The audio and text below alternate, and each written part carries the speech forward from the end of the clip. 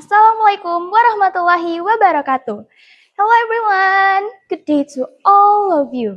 My name is Narita Dharma Yaza and I'm from Bhinneka Tunggal Ika Junior High School, Purwasari, Pasuruan. Have you ever imagined walking into the dark forest alone? That's exactly what the girl in red hooded cape does. She's just trying to visit her grandma, but a wolf is already waiting in the shadows. What's gonna happen next? Let's find out. So here is Little Red Riding Hood.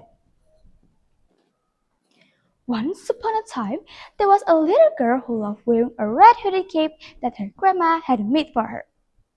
Because of that, everyone called her Little Red Riding Hood. One day, her mother asked her to bring some goodies to her grandma, who lived deep in the forest. Before Little Red Riding Hood left, her mother said, "Remember, don't talk to strangers and stay on the path." She nodded, but as we'll see, following the instruction wasn't really her strong suit.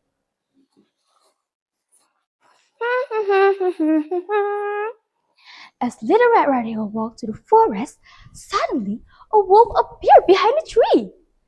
Now, this wasn't your ordinary wolf. He was a cunning, a clever wolf who could talk. "Where are you going, little girl?" Uh, I'm going to my grandma's house to bring her some goodies." "Oh, I see. How lovely. And where does your grandma live?" Little Red Riding Hood, being young and trusting, told the wolf exactly where her grandma's cottage was. The wolf smiled and thought, "What a delicious surprise it's going to be. I bet your grandma will love some flowers. Why don't you pick some when you're on your way?" She thought this was a wonderful idea, so she wandered off the path to pick some flowers. While the wolf, he ran straight into the grandma's cottage. When the wolf reached grandma's cottage, he knocked on the door. Knock, knock. "Who's there?" Grandma called from inside.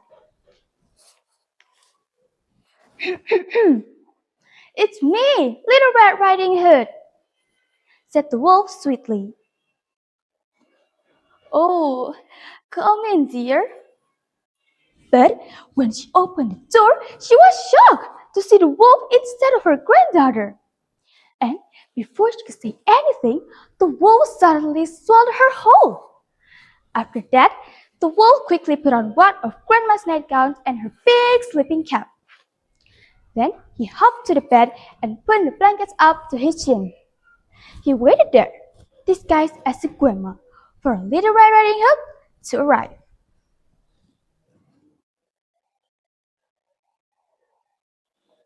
After a while, Little Red Riding Hood finally reached her grandma's cottage. She knocked on the door. Knock, knock. And a deep voice from inside called, "Come in." But when she entered the cottage, she was noticed something was off. Her grandma looked a little bit different today. "Grandma, what big eyes you have!" "All the better to see you with, my dear." Um, and what big ears you have!" "All the better to hear you with, my dear." "And Grandma, what big teeth you have!"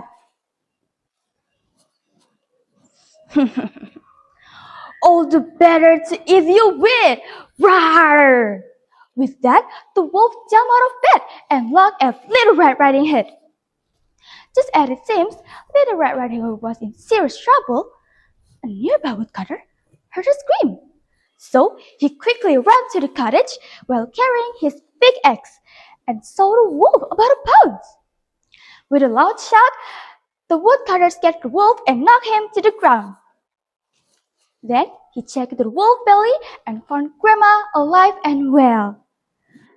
Then Grandma put out, none the worse for wear, and hugged Little Red Riding Hood tightly. From day on, Little Red Riding Hood promised never to talk to strangers and always stay on the path. So, the story teaches us to be more cautious and listen to the people who cares about us. And that's the end of my story. Thank you for your kind attention. Have a great day. Wassalamualaikum warahmatullahi wabarakatuh.